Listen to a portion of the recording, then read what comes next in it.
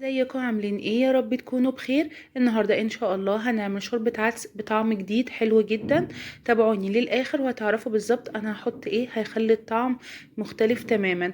هنا انا حطيت اول حاجه كده ميه مغليه على النار. غلت كويس جدا المية، حطيت فيها كوباية ونص عدس أصفر مغسول كويس جدا. عليهم بصلاية صغيرة، 5 فصوص توم، طماطماية. البهارات عبارة عن مرقة دجاج، معلقة صغيرة كركم، ملح وفلفل وكزبرة وكمون. على النار بقى تقليبة كده على النار. تمام. هنا غلهم، هنوطي بقى النار عليهم خالص. اللون حلو ازاي، لون اصفر وجميل جدا جدا. هنا بقى انا حطيت معلقه زيت، ودي بقى التركه الحلوه جدا. دي بصلايه مقطعاها كده مكعبات صغيره خالص. البصلايه دي بتخلي الطعم بجد جميل قوي قوي قوي. وضفت شعريه عليها. هقلبهم بقى مع بعض كويس جدا لحد اللون كده ما يصفر، لون الشعريه يصفر زي ما انتم شايفين كده بالظبط. اللون اصفر اهو. بجد الطريقه دي حلوه قوي قوي قوي.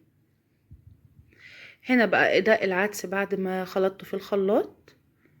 شايفين لونه جميل ازاي، بجد اللون روعة. تقليبة بقى كده، نقلب كويس جدا جدا عشان الشعرية بتلزق كده تحت. دي معلقة سمنة بلدي. نقلب كويس قوي، يعني هي غلوتين وبنقوم طافيين على طول. اعملوا الطريقة دي، انا متأكدة ان هي هتعجبكم.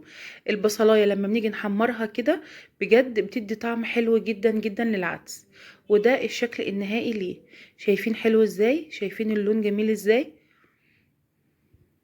وتقيل تقيل كده لان في ناس كتير تحبه تقيل. شايفين تقيل وجميل، والشعريه مستويه، كل حاجه جميله وتمام.